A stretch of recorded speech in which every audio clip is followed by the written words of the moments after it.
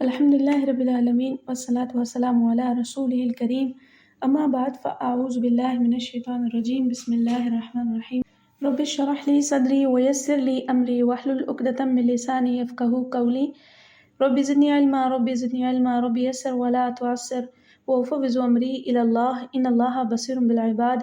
اللہ کے نام سے شروع کرتی ہوں، بڑا مہربان اور پلٹ پلٹ کر رحم فرمانے والا ہے، بڑا رحیم ہے، بڑا کریم ہے۔ الحمدللہ۔ خلاصہ تفسیر قرآن پارہ نمبر 22۔ اس پارے میں 4 صورتیں ہیں۔ سورۃ الاحزاب مدنی ہے، سورہ سبا، سورہ فاطر، سورہ یاسین مکی صورتیں ہیں۔ سب سے پہلے سورہ احزاب کا بقیہ حصہ۔ اسلامی معاشرت کے اصول اس صورت میں اس سپارے کے آغاز میں بیان ہوئے ہیں۔ یہ صورت اس وقت نازل ہوئی جب مشرکین نے مدینہ پر حملہ کیا تھا، جسے غزوہ خندق کہا جاتا ہے، مگر رسول اللہ صلی اللہ علیہ وسلم کی تدبیر کے سبب عرب لشکر ناکام اور نامراد لوٹ گیا۔ تو رسول اللہ صلی اللہ علیہ وسلم نے فرمایا، یہ عرب کا آپ پر آخری حملہ تھا، اب ہم ان پر حملہ کرنے کے لیے جایا کریں گے۔ اس لیے اب مسلمانوں کو اپنی معاشرت کو درست کرنے پر توجہ دینے کی ضرورت ہے۔ لہٰذا اللہ تعالیٰ نے اس صورت میں اسلامی معاشرت کی اصلاح کے اصول بیان کیے ہیں۔ سب سے پہلا اصول جو بیان ہوا ہے وہ ہے رسم لے پالک کا خاتمہ۔ صدیوں سے یہ رسم چلی آ رہی تھی کہ جن لوگوں کے ہاں اولاد نہیں ہوتی تھی وہ کسی دوسرے سے بچہ لے لیتے تھے اور اسے اپنا بچہ قرار دیتے تھے، لیکن یہ رسم اسلام کے کئی احکامات سے ٹکراتی تھی۔ مثلاً یہ رسم اسلام کے احکام، ستر و حجاب، نظام میراث اور حقوق و فرائض سے ٹکراتی تھی۔ اس کی موجودگی میں ستر و حجاب کے احکام کا کوئی مطلب ہی نہیں تھا، اس لیے اللہ تعالیٰ نے ستر و حجاب کے احکام بیان کرنے سے پہلے اس رسم کے ختم کرنے کا اعلان فرمایا۔ یہ رسم عرب معاشرے میں اتنی مضبوط جڑ پکڑ چکی تھی کہ اسے ممنوع قرار دینا کافی نہیں تھا، بلکہ اس مقصد کے لیے رسول اللہ صلی اللہ علیہ وسلم کو عملاً نمونہ بننا پڑا۔ زید بن محمد سے زید بن حارثہ۔ سیدنا زید بن حارثہ رضی اللہ تعالیٰ عنہ رسول اللہ صلی اللہ علیہ وسلم کے غلام تھے، جنہیں آپ صلی اللہ علیہ وسلم نے آزاد کر کے اپنا بیٹا بنا لیا تھا۔ اس لیے تمام لوگ انہیں زید بن حارثہ کے بجائے زید بن محمد کہتے تھے۔ باپ ہونے کی نسبت رسول اللہ صلی اللہ علیہ وسلم نے ان کی شادی اپنی پھوپھی زاد بہن زینب بنت جہش سے کر دی۔ وہ دونوں نبھا نہ کر سکے اور دونوں میں طلاق ہو گئی۔ ادھر یہ آیات لیپالک والی حرمت کی آیات نازل ہو گئیں، جس کے بعد کسی قسم کے لیپالک کے ساتھ جو رشتہ تھا وہ ختم کر دیا گیا۔ اب حکم ہو گیا کہ بچوں کو ان کے اصل باپوں کے نام کے ساتھ پکارا جائے گا۔ اس سے سیدنا زید رضی اللہ تعالیٰ عنہ جو بن محمد بن چکے تھے، انہیں دوبارہ زید بن حارثہ بنایا اور کہا جانے لگا۔ رسول اللہ صلی اللہ علیہ وسلم کی سیدہ زینب سے شادی۔ جب رسول اللہ صلی اللہ علیہ وسلم کا زید سے باپ بیٹے والا رشتہ ختم ہو گیا تو اب لے پالک بیٹے کی بیوی کے ساتھ سسر والا تعلق بھی ختم ہو گیا۔ بیٹے کی بیوہ یا متعلقہ سسر کے لیے حلال قرار ہو گئی، کیونکہ وہ بیٹے کا لے پالک والا معاملہ ختم تھا۔ اس رسم کو جڑ سے اکھاڑنے کے لیے اللہ تعالیٰ نے آپ صلی اللہ علیہ وسلم کو سیدنا زید رضی اللہ تعالیٰ عنہ کی متعلقہ بیوی سے شادی کرنے کا حکم دیا، مگر رسول اللہ صلی اللہ علیہ وسلم جانتے تھے کہ یہاں بھی منافقین پروپیگنڈا کریں گے۔ اللہ تعالیٰ نے اسے اپنے اصول اور ہر حال میں نافذ کرنے کا قرآن سے، آسمان سے رسول اللہ صلی اللہ علیہ وسلم پر کے ساتھ آیات نازل کی، نکاح کی، اور آسمانوں کے اوپر حضرت زینب کا اور آپ صلی اللہ علیہ وسلم کا نکاح فرما دیا۔ اللہ تعالیٰ نے فرمایا، ہم نے تجھ سے اس کا نکاح کر دیا ہے تاکہ مومنوں پر اپنے منہ بولے بیٹوں کی بیویوں کے بارے میں کوئی تنگی نہ ہو، اور یہ اللہ کا حکم ہے اور ہمیشہ سے ہے اور یہ پورا ہو کر رہنے والا ہے۔ اس کے بعد آتا ہے نظام اخوت کا خاتمہ۔ جب مسلمان دین کی خاطر اپنا سب کچھ چھوڑ چھاڑ کر ہجرت کر کے مدینہ چلے گئے تو رسول اللہ صلی اللہ علیہ وسلم نے انہیں مدینہ کے معاشرے کا حصہ بننے اور زندگی گزارنے کے لیے وہاں کے لوگوں کے باہمی تعلق ختم کر کے مہاجرین اور انصار کے درمیان ایک عارضی تعلق قائم کر دیا، جسے اخوت کا نام دے دیا گیا۔ اس کے بعد نسبی حقوق اور فرائض ختم ہو گئے۔ اس اصول کے تحت رسول اللہ صلی اللہ علیہ وسلم نے مدینہ کی چھوٹی سی بستی میں سینکڑوں مہاجرین کو اس طرح بسایا کہ کسی تکلف کے بغیر وہ مدنی معاشرے کا حصہ بن گئے۔ جب لے پالک کی رسم ختم ہوئی تو یہ بھی اسی طرح کا ایک تعلق تھا، اس لیے اللہ تعالیٰ نے اسے بھی ختم کر دیا اور فرمایا رشتہ دار اللہ کے قانون میں ایک دوسرے پر دوسرے مومنین اور مہاجرین سے زیادہ حق رکھنے والے ہیں، مگر یہ کہ تم اپنے دوستوں سے کوئی نیکی کرو، یہ حکم کتاب میں ہمیشہ سے لکھا ہوا ہے۔ اس کے بعد ازواج مطہرات کا مقام اور مرتبہ آتا ہے۔ جب رسم لپالک اور قانون اخوت کے خاتمے کے بعد ذہن میں یہ بات آتی تھی کہ پھر کسی عام شخص کو چچا، بابا، کسی عورت کو خالہ، پھپھو کہنا یہ سب بھی غلط ہوگا۔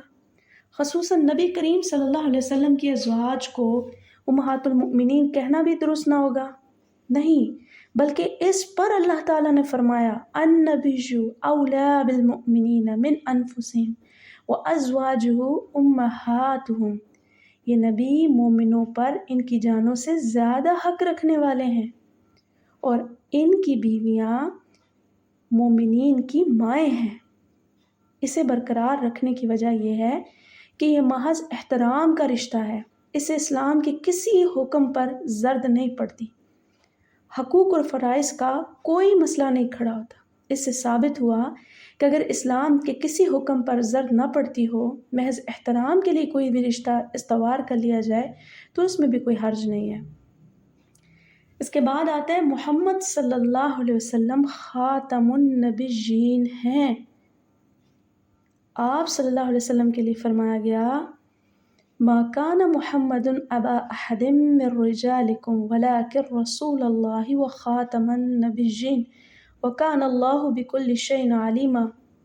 محمد صلی اللہ علیہ وسلم تمہارے مردوں میں سے کسی کے باپ نہیں ہیں، اور لیکن وہ اللہ کے رسول اور تمام نبیوں کا ختم کرنے والا ہے، تمام نبیوں کا کے آخر میں آنے والے خاتم النبیین ہیں، اور اللہ تعالیٰ ہمیشہ سے ہر چیز کو خوب جاننے والا ہے، یعنی آپ صلی اللہ علیہ وسلم اللہ کے آخری رسول ہیں۔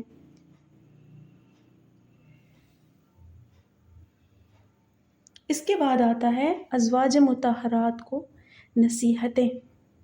ازواج مطہرات رضی اللہ تعالی عنہما امت کی خواتین کے لیے بطور نمونہ ہیں، اس لیے انہیں بڑے احتیاط سے زندگی بسر کرنے کی ضرورت ہے۔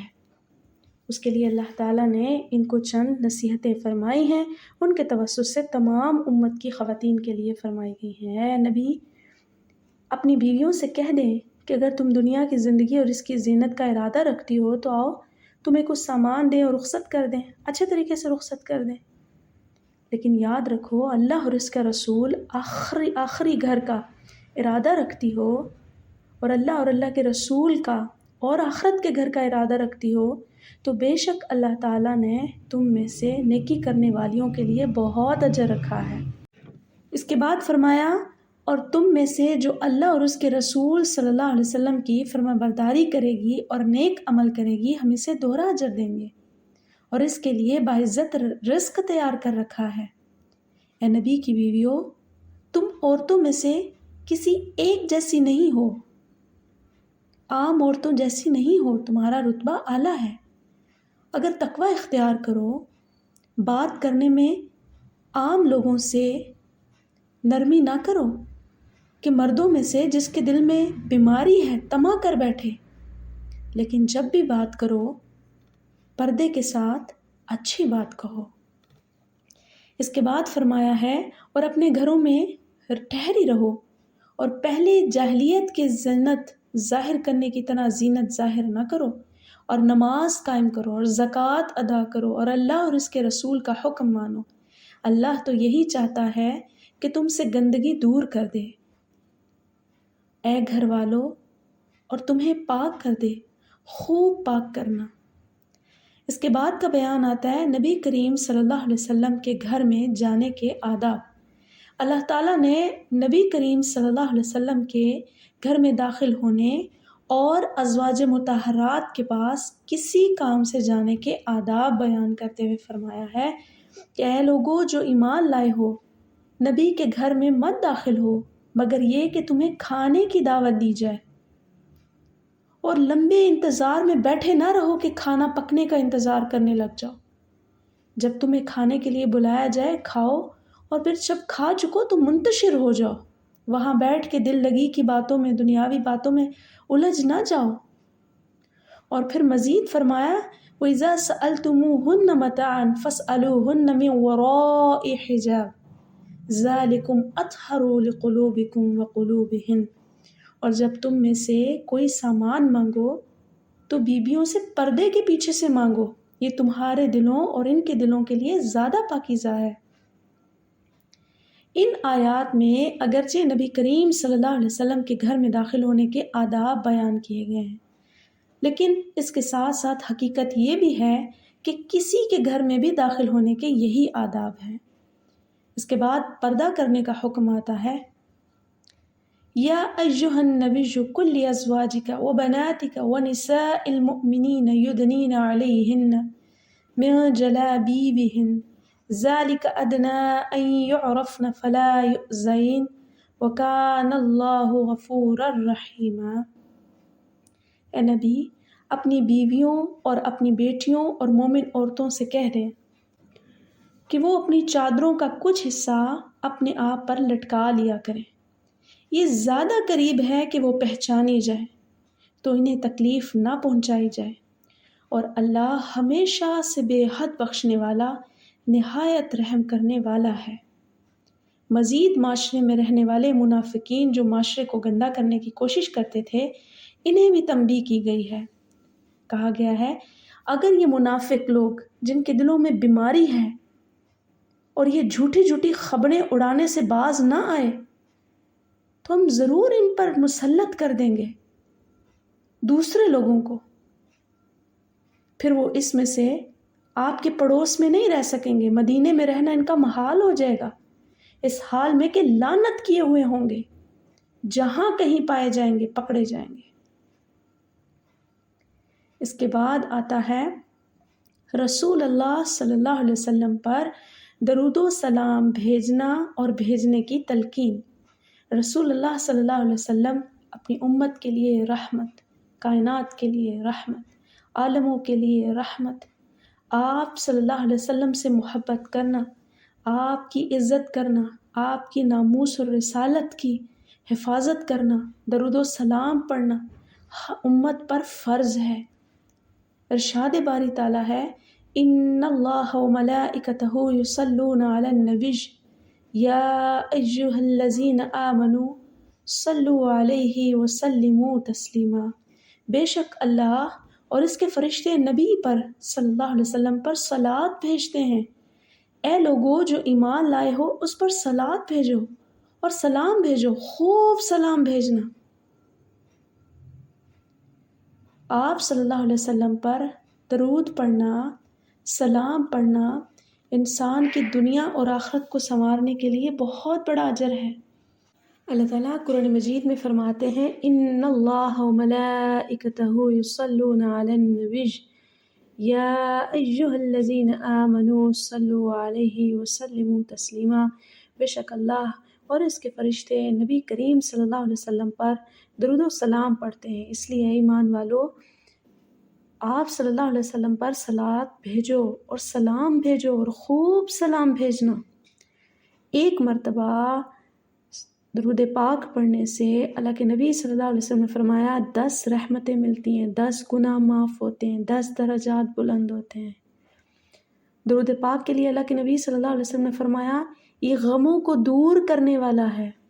درود پاک پڑھنے سے غم دور ہوتے ہیں۔ ایک صحابی رسول آئے، فرمایا یا رسول اللہ صلی اللہ علیہ وسلم میں رات کا ایک حصہ عبادت کے طور پر آپ پر درود و سلام پڑھتا ہوں۔ آپ نے فرمایا بہت اچھا، لیکن تم اس کو اور بڑھا لو۔ فرمایا اچھا یا رسول اللہ اب کے بعد میں 2 حصے عبادت کے درود و سلام پڑھوں گا۔ آپ نے فرمایا بہت اچھا، بہت خوب، اس کو اور بڑھا لو۔ فرمایا یا رسول اللہ اب میں 3 حصے رات کے عبادت کے طور پر درود و سلام پڑھوں گا۔ آپ نے فرمایا بہت خوب، تم اس کو اور بڑھا لو۔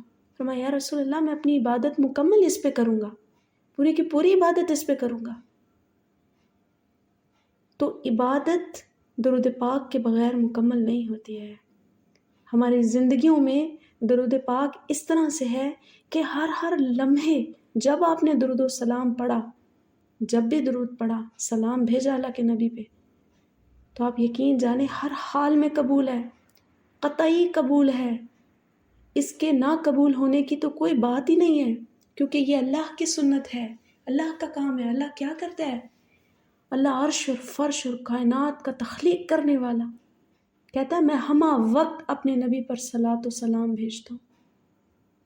اس لیے تم بھی اے ایمان والو صلاۃ و سلام پڑھو، اس کی کثرت کریں، خاص طور پر روزانہ تو کرنا ہی کرنا ہے، لیکن جمعے کے دن، جمعے کی گھڑیوں کے بعد ضرور اس کا اہتمام کیجیے اور اپنا نام ان لوگوں کی فہرست میں رکھوائیں جو رسول اللہ صلی اللہ علیہ وسلم کی شفاعت کے حقدار ٹھہریں گے، جو حشر میں آپ صلی اللہ علیہ وسلم کے حوض کوثر کے پاس پہنچ سکیں گے، جو اللہ کے نبی صلی اللہ علیہ وسلم کو درود و سلام سے اپنی پہچان کرائیں گے۔ امت کا درود و سلام پڑھنا، اور جمعے کے دن خاص طور پہ حدیث شریف میں آتا ہے جس کا مفہوم ہے کہ جمعے کے دن تو مجھے وصول کروایا جاتا ہے اس بندے کے ساتھ جس نے درود پڑھا، اس کی ماں کے نام کے ساتھ میری خدمت میں پیش کیا جاتا ہے۔ جو درود پڑھنا بھول گیا وہ جنت کا راستہ بھول گیا، وہ اللہ کی رحمت بھول گیا۔ کبھی بھی اپنی زندگیوں میں کوئی معاملہ آ جائے، درود و سلام سے اپنے آپ کو سجائیں، اپنے مسئلوں کو حل ہی درود و سلام سے کریں۔ صلاۃ پڑھیں جتنا اللہ کے نبی پر پڑھ سکتے ہیں، جو مسنون ہیں، جو حدیث کی کتابوں میں مروی ہیں ان کا پڑھا جائے۔ درود ابراہیمی ہے، کثرت کی جائے، زائد مرتبہ پڑھیں، سوچ کر پڑھیں آپ کے الفاظ کیا ادا کیے جا رہے ہیں۔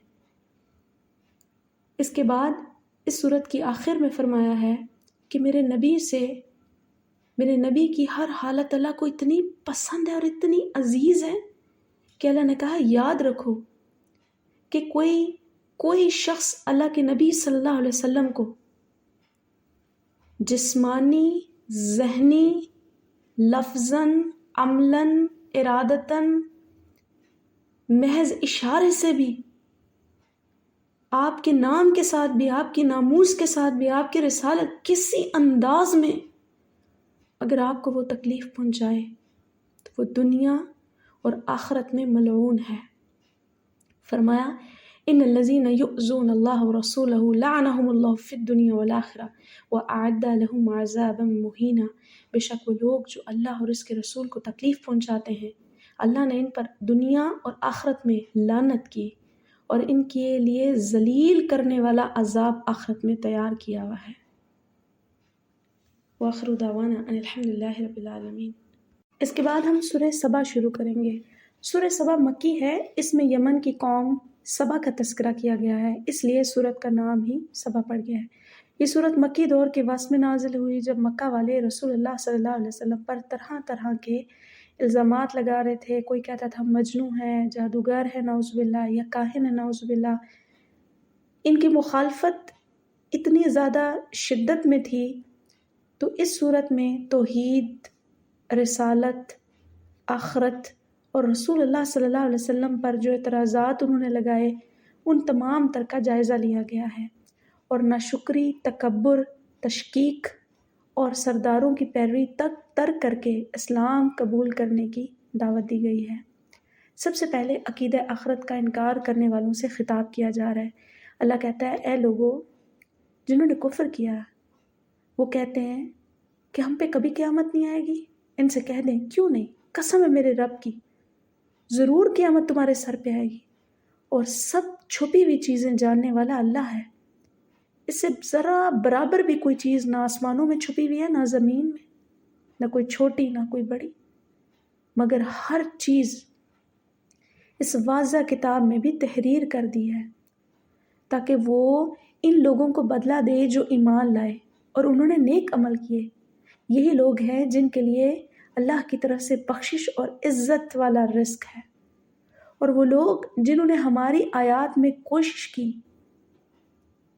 جھٹلایا اس حال میں کہ نیچا دکھائیں، یہی لوگ ہوں گے جن کے لیے دردناک عذاب آخرت میں تیار ہے۔ قرآن مجید علم اور حکمت پر مشتمل ہے۔ اللہ کی وہ کتاب ہے جو عالم الغیب والشہادہ رب ذوالجلال کی طرف سے ہے، اس کے علم پر مشتمل ہے۔ اللہ ہر بات حکمت سے جاننے والا، اللہ کائنات کا تخلیق کرنے والا، کتنا بڑا رب ہے، ہر چیز کو اس نے ایسے زبردست اور احسن تخلیق کیا ہے۔ تو ذرا کچھ دیر کو سوچئے کہ اس کی تخلیق کردہ کتاب کتنی خوبصورت ہوگی۔ مصنف اس کا کون ہے؟ قرآن کا رائٹر اس قرآن کا کون ہے؟ اللہ اللہ اللہ اس کا رائٹر ہے۔ اللہ خود کو لیے فرماتے ہیں وَيَرَى الَّذِينَ أُوتُوا الْكِتَابَ الَّذِي أُنزِلَ إِلَيْكَ مِن رَّبِّكَ هُوَ الْحَقُّ وَيَهْدِي إِلَىٰ صِرَاطِ الْعَزِيزِ الْحَمِيدِ، اور وہ لوگ جنہیں علم دیا گیا دیکھتے ہیں جو آپ کی طرف آپ کے رب کی جانب سے نازل کیا گیا ہے، وہ حق ہے، یہ نازل کردہ قرآن حق ہے، اور وہ یہ راستہ، حق کا راستہ لوگوں کو دکھاتا ہے۔ وہ اللہ جو سب پر غالب اور تمام خوبیوں کا مالک ہے۔ اس میں ایک چیز بھی ہے کہ جو لوگ قرآن کا انکار کرتے ہیں، قرآن میں بتائی ہوئی باتوں کا انکار کرتے ہیں، دراصل وہ لوگ جاہل ہیں، حد دھڑم ہیں، حق سے بھاگ رہے ہیں، باطل کو جا جا کے پکڑ رہے ہیں۔ جب قیامت کا دور قریب آئے گا تو اللہ کے نبی صلی اللہ علیہ وسلم نے فرمایا اللہ علم اٹھا لے گا، اور اللہ کا علم اٹھانا ایسے ہوگا کہ اللہ دین کے علماء کو اٹھا لے گا۔ دین کے علماء کا اٹھایا جانا اصل میں دین کا اٹھایا جانا ہوگا، علم کا اٹھایا جانا ہوگا۔ اصل علماء دین کے قیامت کے قریب اٹھا لیے جائیں گے۔ پھر ایسے لوگ رہ جائیں گے جن کا دین سے کوئی تعلق نہیں ہوگا، انہوں نے کوئی تعلیم نہیں حاصل کی ہوگی، نہ دین پر وقت لگایا ہوگا، وہ خود بھی گمراہ ہوں گے اور لوگوں کو بھی گمراہ کریں گے۔ قرآن وہ ہے جو ہدایت دیتا ہے، قرآن وہ ہے جو عمل کی تلقین کرتا ہے، قرآن وہ ہے جو خود بھی روشن کرتا ہے، دوسروں کے لیے بھی روشنی دکھاتا ہے۔ جو اپنی صرف ذات کو، نفس کو پوجنے والے ہیں، ان کا دین میں کوئی راستہ نہیں ہے، ان کو دین قبول نہیں کرتا۔ لہٰذا صاف بتا دیا گیا کہ جاہل اور ڈھیٹ قرآن کو قبول نہیں کرتے۔ اس کے بعد آ جاتا ہے شکر اور ناشکری۔ کیا چیز ہے؟ اللہ تعالیٰ کہتے ہیں انسان بھی زمین کی مانند ہوتے ہیں، اچھی زمین کو پانی دیں تو اس سے پھل اور پھول اگتے ہیں، اور خراب زمین کو پانی دیں تو اس سے جڑی بوٹیاں اور کانٹے اور خاردار جھاڑیاں نکلتی ہیں۔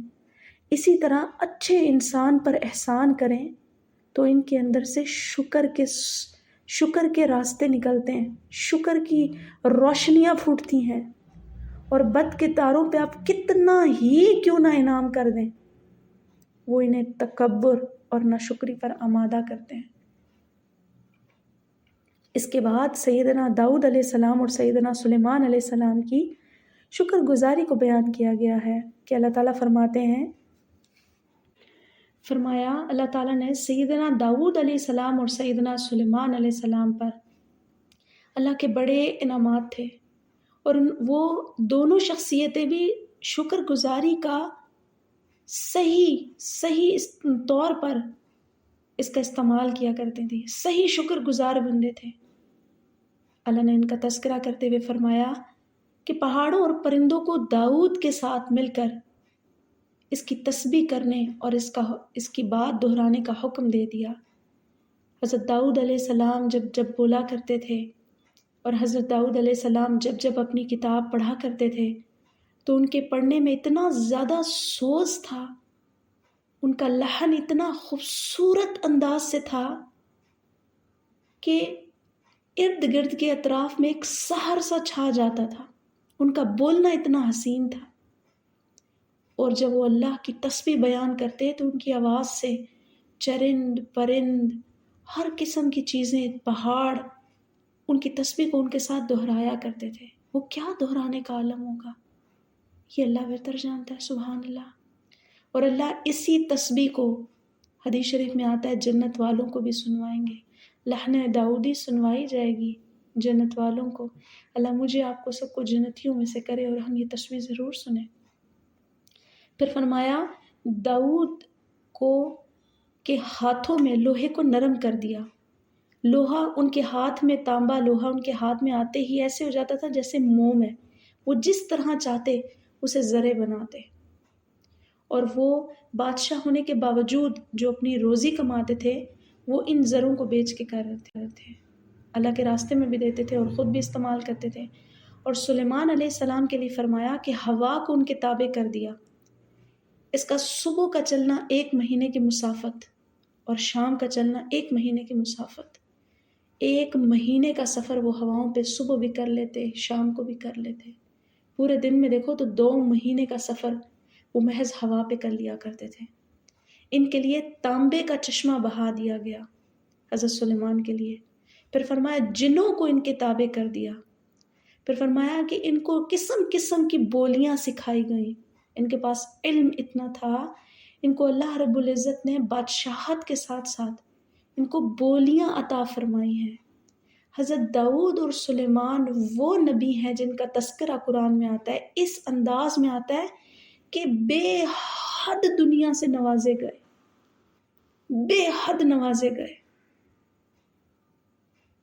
اور اللہ نے ان کو دین میں بھی نوازا، دنیا میں بھی نوازا، اور ہر قسم کی مخلوق کی بات سمجھانے کے لیے اور بات سننے والا، اور ان کے تابع حضرت سلیمان کے تابع کر دیا ہر مخلوق کو، تو جن بھی ان کے تابع تھے۔ پھر حضرت سلیمان علیہ السلام کی موت کا ذکر آتا ہے۔ سلیمان علیہ السلام نے جنوں کو مسجد بنانے کا حکم دیا، اور وہ دن رات اسی کام میں لگے ہوئے تھے۔ حضرت سلیمان علیہ السلام نے اس کے قریب ہی ایک کمرہ بنایا، اور وہ کمرہ شیشے کا بنا، جہاں پر وہ اپنی عبادت بھی کرتے تھے اور کام کی نگرانی بھی کرتے تھے۔ سلیمان علیہ السلام نماز پڑھ رہے تھے کہ موت کا وقت آ گیا۔ اگر ان کی موت جنوں کو علم ہو جاتا تو اپنا کام چھوڑ کے چلے جاتے، اور مسجد اقصیٰ کا تعمیر کا کام ادھورا رہ جاتا، اور اگر کام مکمل کرنے کے لیے موت کو لیٹ کرتے تو یہ اللہ کے اصول کے خلاف تھا۔ تو حضرت سلیمان علیہ السلام کو اس طرح موت آئی کہ وہ نماز پڑھ رہے تھے، اور لمبی نماز پڑھنے کی وجہ سے بعض اوقات وہ عصا پر اپنے ساتھ عصا رکھتے تھے، ایک سٹک سی، اس پر ٹیک لگا لیتے تھے۔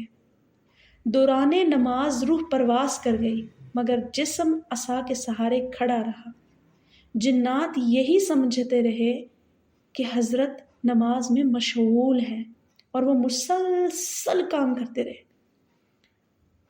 حضرت سلیمان علیہ السلام کا جو عصا تھا اس کو گھن لگ گئی، گھن کا جو ایک کیڑا جو لکڑی کھاتا ہے، گھن لگنے کی وجہ سے لکڑی جو عصا تھا وہ کمزور ہو گیا۔ ادھر مسجد اقصیٰ کا کام مکمل ہوا، ادھر عصا ٹوٹ گیا، اور سلیمان علیہ السلام کا جو جسد خاکی تھا وہ زمین پر گرا۔ تب جنوں کو ان کی موت کی خبر ہوئی، تو اللہ تعالیٰ فرماتے ہیں اور جب ہم نے اس پر موت کا فیصلہ کیا تو انہیں اس کی موت کا پتہ نہیں دیا، مگر زمین کے ایک کیڑے یعنی دیمک نے جو اس کی لاٹھی کھاتا رہا، پھر جب وہ گرا تو جنوں کو اس کی حقیقت معلوم ہوئی۔ اگر جن غیب جانتے ہوتے تو اس ذلیل ہونے والے عذاب میں تو نہ آتے۔ مطلب اتنی جو انہوں نے مشقت کاٹی تھی، تو جنوں کے پاس تو غیب کا کوئی علم نہیں ہوتا۔ اس سے یہ بات بھی ثابت ہوتی ہے کہ لوگ کہتے ہیں جنات کو آنے والے وقت کا پتہ ہوتا ہے، یہ تو اللہ کے سوا کسی کے پاس علم غیب نہیں ہے۔ پھر فرمایا قوم سبا پر اللہ تعالیٰ کے انعامات اور قوم سبا کی ناشکری۔ قوم سبا موجودہ یمن میں رہتے تھے اور اس وقت ان کے ملک کا نام بھی سبا ہی تھا۔ یہ بڑا خوشحال ملک تھا۔ یہ ملک بحری اور بری تجارت میں بھی ممتاز تھا، زراعت اور باغبانی میں بھی نمایاں تھا، اور یہ دونوں چیزیں کسی ملک اور قوم کی خوشحالی کی بنیاد ہوتی ہیں۔ کہتے ہیں کہ ان کے مرکزی شہر کے دونوں طرف پہاڑ تھے جن سے چشموں اور نالوں کا پانی بہہ بھر کر شہر کی طرف آتا تھا۔ ان کے حکمرانوں نے پہاڑوں کے درمیان پشتے تعمیر کروا دیے اور ان کے ساتھ باغات لگا دیے۔ اس طرح یہ سرزمین کھیتی اور باغات کی سرزمین بن گئی، یعنی بڑے بڑے ڈیم بھی تعمیر کر دیے گئے۔ ان کے پاس اللہ کے پیغمبر تشریف لائے اور انہیں توحید ماننے اور شکر ادا کرنے کا حکم دیا، مگر انہوں نے ناشکری کا ارتکاب کیا۔ جب انہوں نے ناشکری کی تو پھر اللہ تعالیٰ نے فرمایا بلا شبہ سبا کے لیے ان کے پاس سبا کے علاقے والے کے لوگوں کے لیے ان کے پاس رہنے کے لیے ایک نشانی تھی۔ ان کی جو جگہ تھی وہ بڑی زبردست تھی، اور پھر اس کو نشانی کیسے بنا دیا؟ 2 باغ دائیں اور بائیں جانب سے۔ اپنے رب کے دیے ویسے اللہ نے فرمایا کھاؤ اور اس کا شکر ادا کرو، پاکیزہ شہر ہے، بے تحاشا اللہ بخشنے والا ہے۔ لیکن پھر انہوں نے حق سے منہ موڑ لیا، تو اللہ کہتے ہیں ہم نے ان پہ بند کا سیلاب بھیجا، اور پھر ہم نے ان کے باغوں کے بدلے 2 باغ دیے جو بدمزہ پھلوں اور جھاڑیوں سے اور درختوں سے اور تھوڑی سی بیریاں وہ بھی کڑوی سیاہ تھیں، ہم نے ان کا یہ بدلہ دے دیا۔ سوچئے کہ یہی ملک، یہی علاقے جو پہلے ڈیم سے سیراب ہوتے تھے اور بڑی خوشحالیاں، بہترین میٹھا فروٹ، جیسے ہی انہوں نے اللہ رب العزت کی نافرمانی کی، اپنے نبی کا جھٹلا دیا، نبی کا کہا نہ مانا، تو اللہ تعالیٰ نے انہی کی نعمتوں کو زحمتوں سے بھر دیا۔ انہوں نے جو اونچے اونچے ڈیم تعمیر کر رکھے تھے پہاڑوں کے درمیان، ان ڈیموں کے بند ٹوٹے، پانی آ گیا ساری زمین کے اوپر، سارے باغات تباہ ہو گئے۔ ان باغوں کی جگہ جب دوبارہ نیچے سے سبزہ نکلا تو وہ کڑوی بیریاں تھیں، چھوٹی چھوٹی، گھاس پھوس کے سوا کچھ بھی نہیں تھا۔ تو اللہ کہتے ہیں ہم نے انہی کا بدلہ دیا جو انہوں نے ناشکری کی تھی، اور ہم یہ بدلہ نہیں دیتے مگر اسی کو جو بڑا ناشکرا ہو۔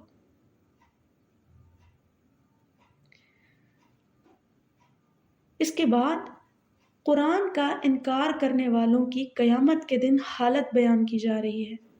مکہ کے لوگ جو رسول اللہ صلی اللہ علیہ وسلم کی نبوت اور قرآن کے کلام اللہ ہونے کا انکار کر رہے تھے، ان میں کچھ تو غریب لوگ تھے اور کچھ سرداروں کی اطاعت کرنے والے تھے، اور کچھ سردار خود بھی تھے جو اپنی سرداری کے ذم میں حق کا انکار کر رہے تھے۔ دونوں گروہوں کو خطاب کر کے اللہ تعالیٰ نے فرمایا ہے جنہوں نے کفر کیا، قرآن پر ایمان نہ لائے اور نہ اس سے پہلی کتابوں پر ایمان لائے، کاش وہ دیکھیں تو صحیح جب یہ ظالم اپنے رب کے پاس کھڑے ہوں گے، ان میں سے ایک دوسرے کی بات رد کر رہے ہوں گے۔ جو لوگ کمزور سمجھے گئے ہیں وہ اپنے سرداروں سے اس وقت کہیں گے اگر تم نہ ہوتے نا تو ہم ضرور ایمان لے آتے، اور جو سردار ہوں گے وہ اپنی قوم کے کمزوروں سے کہہ رہے ہوں گے، اور جو سردار ہوں گے وہ کہیں گے ہم نے تمہیں ہدایت سے روکا تھا، ہم نے تمہیں منع کیا تھا، بلکہ تم خود مجرم ہو۔ اور وہ لوگ جو کمزور ہوں گے اپنے بڑوں سے کہیں گے کہ تمہاری دن اور رات کی چال بازیوں نے ہمیں ایمان سے روکے رکھا تھا۔ کہ ہم اللہ کے ساتھ کفر کریں، اس کے ساتھ کسی کو شریک ٹھہرائیں، پھر وہ اپنی نادم ہوں گے، پھر وہ اپنی ندامت کو چھپائیں گے جب عذاب دیکھیں گے، اور ہم ان لوگوں کی گردنوں میں جنہوں نے کفر کیا توق ڈالیں گے، ان کی گردنوں سے آگ کے توق ڈالے جائیں گے، انہیں اسی چیز کا بدلہ دیا جائے گا جو وہ کیا کرتے ہیں۔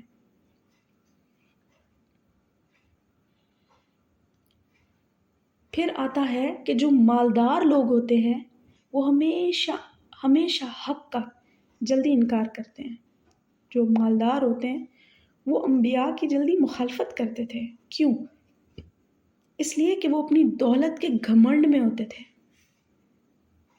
مزاجن عیاش ہوتے تھے۔ جب نبی ان کے اوپر حلال اور حرام کی پابندیاں لگاتے تو انہیں ایسا لگتا جیسے ہماری آزادی چھن رہی ہے، اور وہ نبی کو اپنی عیاشی کا دشمن سمجھتے تھے، اس لیے نبیوں کے مخالف ہو جاتے تھے۔ ذرا اس پوائنٹ کو سمجھیے، آج بہت سے لوگوں میں یہی روش ہے۔ وہ دین کا اس لیے انکار نہیں کرتے کہ وہ دین کو حق یا ناحق سمجھتے ہیں، بلکہ ان کو لگتا ہے کہ دین ماننے کی وجہ سے ان کی لائف سٹائل چینج ہو جائے گا، ان کی عیاشی ختم ہو جائے گی، ان کا حرام حلال کی تمیز بالکل ختم ہو جائے گی۔ ان کو اگر دین سارا ماننا پڑ گیا تو ان کو لگتا ہے ہماری لائف بور ہو جائے گی، پیچھے ہماری لائف میں بچے گا کیا؟ جیسے بہت سارے لوگ یہ سمجھتے ہیں اور کہتے بھی ہیں کہ اگر میوزک کو ہماری زندگی سے نکال دو تو ہم تو رہ نہیں سکتے، ہم تو سروائیو ہی نہیں کر سکتے۔ بہت سارے لوگ تو یہ بھی کہتے ہیں کہ اگر میوزک نہ لگے تو ہم سے گھر کے کام نہیں ہوتے، نعوذ باللہ۔ بہت سارے لوگ اپنی شادی بیاہوں پہ جن کو ہم دیکھتے ہیں تو کیا روش اختیار کیے ہوئے کہ اگر ہم اپنے خوشی کے موقعوں کو، شادی بیاہوں کو عیاشی کے ساتھ، بے پردگی کے ساتھ، حدود اللہ کی پامالی کرتے ہوئے پورا نہیں کریں گے تو ہماری خوشیاں ہی پوری نہیں ہوں گی۔ ان کے لیے یہ آیت کتنی بڑی ہے، کتنا بڑا ان کے لیے پوائنٹ ہے۔ تو اللہ تعالیٰ فرماتے ہیں کہ بندو، میں نے کسی بستی میں کوئی ڈرانے والا نہیں بھیجا مگر سب سے پہلے اس کے خوشحال لوگوں نے کہا ہے کہ جو تم چیز دے کر بھیجے گئے ہو، حکمت، علم، کتاب، دین، نبوت، ہم اس کے انکار کرتے ہیں۔ اور انہوں نے کہا کہ ہم اپنی مال میں، اولاد میں بہت زیادہ ہیں، ہمیں کبھی عذاب نہیں آئے گا، ہم بڑے لکی پرسنس ہیں، ہم بڑے عقل مند ہیں جو اپنی وقار سے معاشرے میں، سوسائٹی میں اپنا نام بنائے ہیں۔ ان سے کہہ دیں کہ بے شک اللہ رزق فراخ کرتا ہے جس کے لیے چاہتا ہے اور تنگ کر دیتا ہے، لیکن اکثر لوگ نہیں جانتے۔ نہ تمہارے مال ایسے ہیں، نہ تمہاری اولاد ایسی ہے جو تمہیں اللہ سے قریب کر دے، مگر جو شخص ایمان لائے، نیک عمل کرے، تو ایسے اشخاص کے لیے ہی آخرت میں بھی دنیا میں بھی 2 گنا بڑا بدلہ ہے، زیادہ عوض ان کو ثواب دیا جائے گا، اور ان کا ثواب بھی کتنا زیادہ بڑھائے گا کہ اللہ ان کو بالا خانوں میں ڈالے گا۔ ایسے اعلیٰ اعلیٰ جنت کے مقامات ہوں گے، غرفہ خانے ہوں گے، اونچے اونچے محلات ہوں گے جس میں بے خوف بیٹھے ہوں گے، کوئی غم نہیں ہوگا ان کو۔ اور یاد رکھو، جو لوگ اللہ کی آیات میں کوشش کرتے ہیں نیچا دکھانے کے لیے، اللہ کی نشانی میں اللہ کے دین کو نیچا دکھانے کی کوششیں کرتے رہتے ہیں، وہی لوگ عذاب میں حاضر کیے جانے والے ہیں۔ یعنی یہ لوگ جس مال و متاع پر اتراتے ہوئے انکار کر رہے ہیں، وہ دولت، وہ مال، وہ عہدے، وہ منصب ان کے کسی کام نہیں آئیں گے۔ بتایا باطل کے لیے ہمیشہ مٹنے کا اعلان ہے۔ اللہ فرماتا ہے قُلْ جَاءَ الْحَقُّ وَمَا يُبْدِئُ الْبَاطِلُ وَمَا يُعِيدُ، کہہ دیں حق آ گیا، اور باطل نہ پہلی دفعہ کچھ کرتا ہے اور نہ دوبارہ کچھ کر سکے گا۔ اس کے ساتھ ہم اگلی سورت شروع کرتے ہیں، سورۃ الفاطر۔ یہ سورت رسول اللہ صلی اللہ علیہ وسلم کے قیام مکہ کے تیسرے دور میں نازل ہوئی، جب شدید مخالفت میں آپ صلی اللہ علیہ وسلم کے خلاف طرح طرح کی سازشیں ہو رہی تھیں، تو اس پہ قریش کی متکبرانہ قیادت کو قانون سزا و جزا بتا کر انہیں ہلاکت کی دھمکی دی گئی ہے۔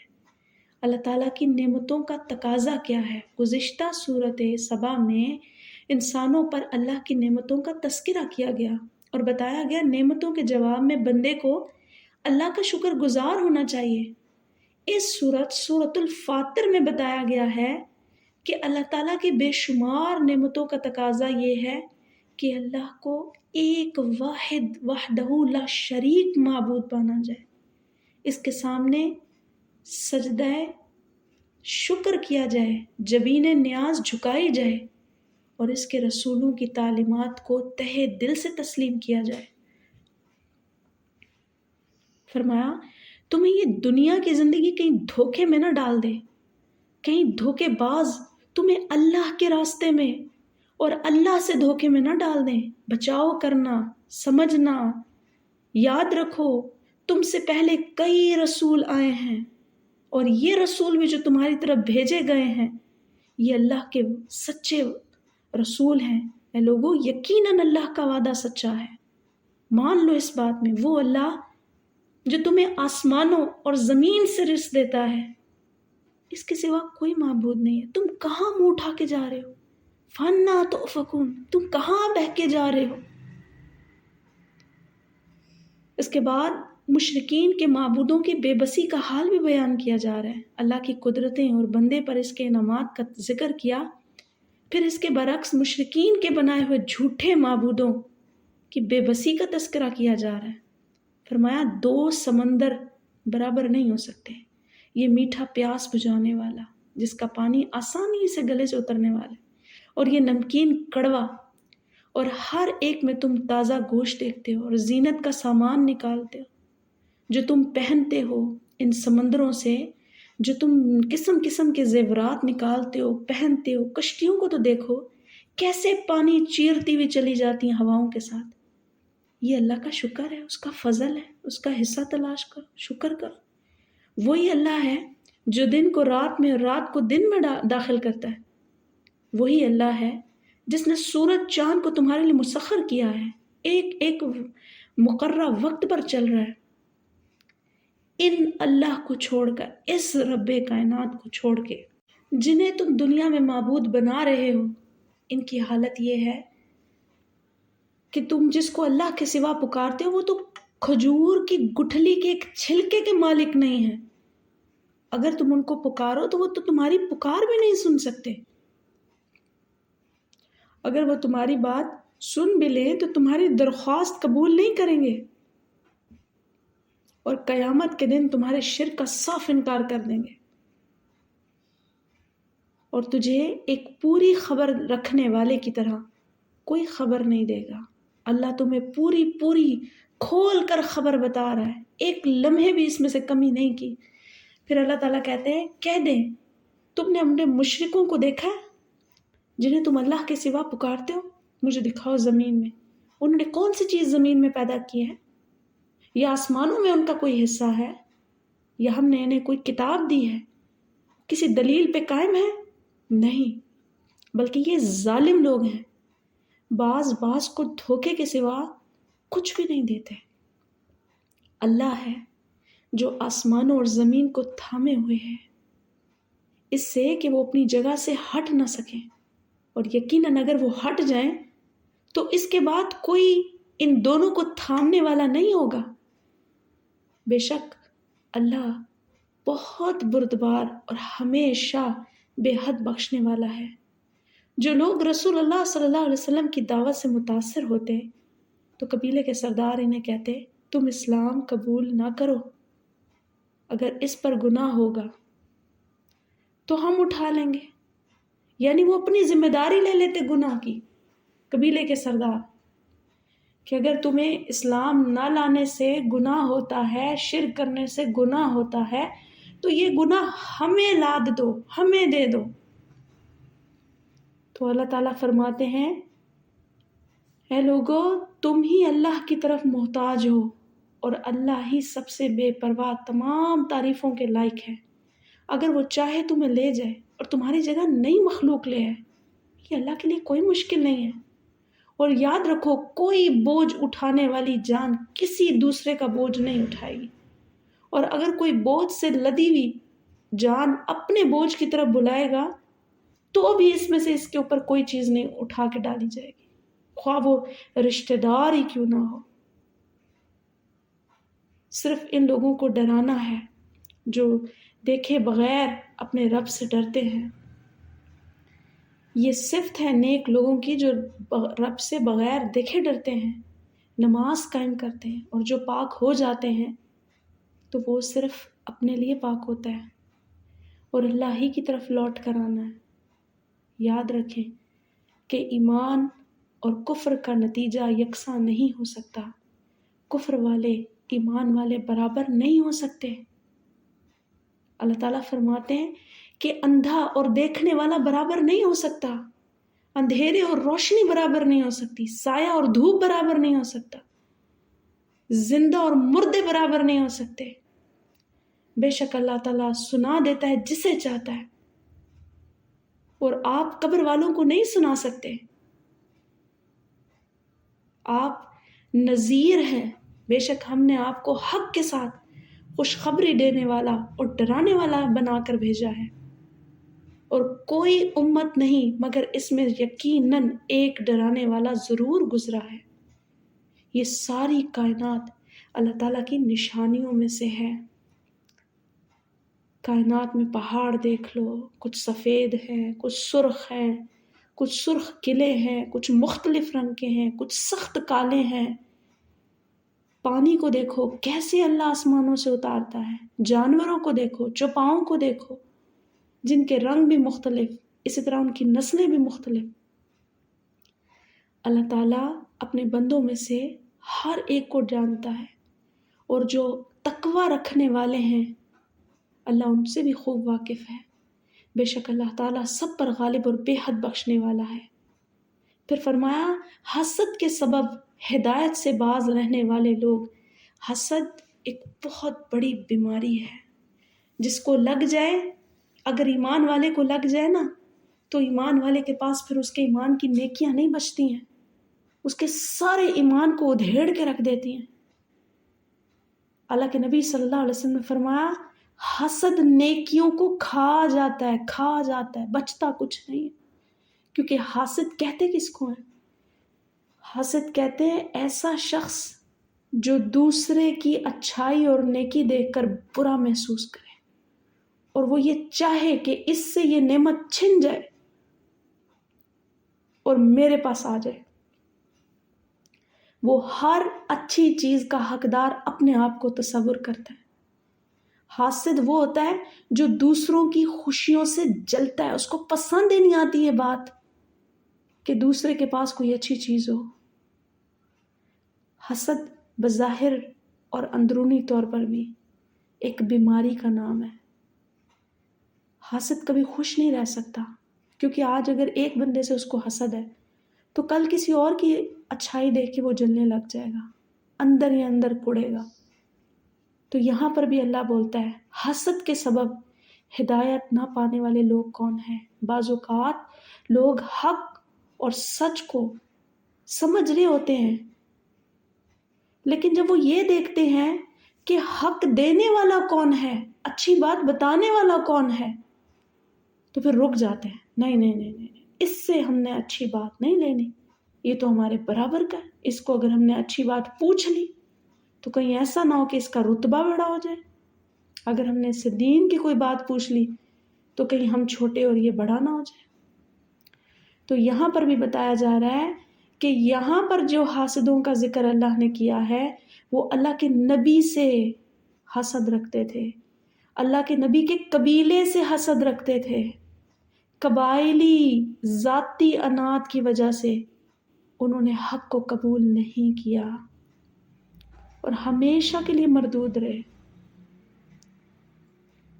اللہ فرماتے ہیں اور انہوں نے اپنی پختہ قسمیں کھاتے ہوئے اللہ کی قسم کھائی کہ اگر واقعی کوئی ڈرانے والا ان کے پاس آئے تو وہ ضرور وہ امتوں میں سے کسی بھی امت سے زیادہ ہدایت پانے والے ہوں گے۔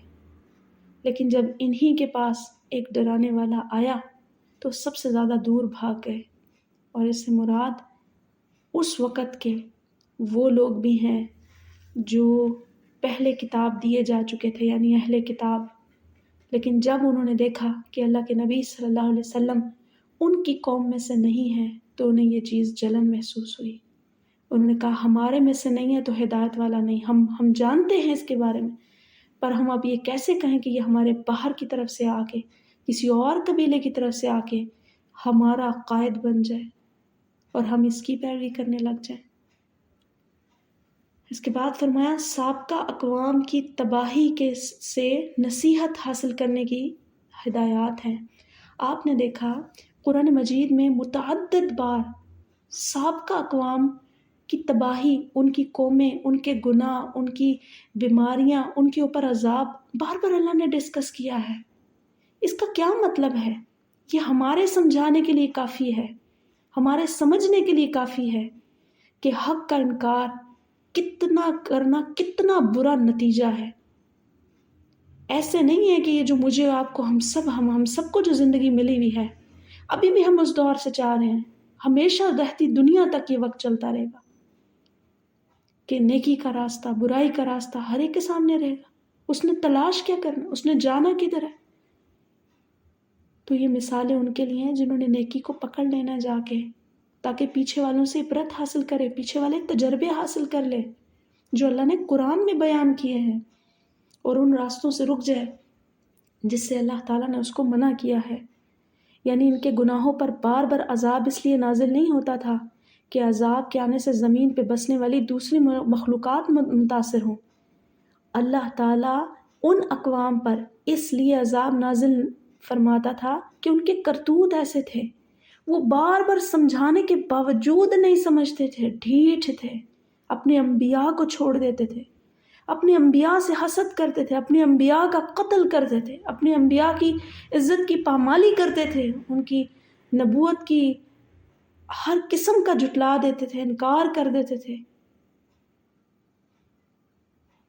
یاد رکھیے یہ چیزیں جو قرآن میں اللہ بار پر بیان کرتا ہے یہ ہماری ہدایت کے لیے ہے۔ اس سے ہدایت وہی حاصل کر سکتا ہے جو اللہ سے ڈر جائے، ہر حال میں اللہ کو اپنے ساتھ شامل رکھے، اسی میں بڑی کامیابی ہے۔ سورہ یاسین جو پارہ نمبر 22 کے لاسٹ میں شروع ہو جاتی ہے، انشاءاللہ اس کے اوپر مکمل بحث اور مکمل اس کی جو ہم خلاصہ تفسیر کریں گے وہ پارہ نمبر 23 سے شروع کریں گے۔ وآخر دعوانا ان الحمد للہ رب العالمین۔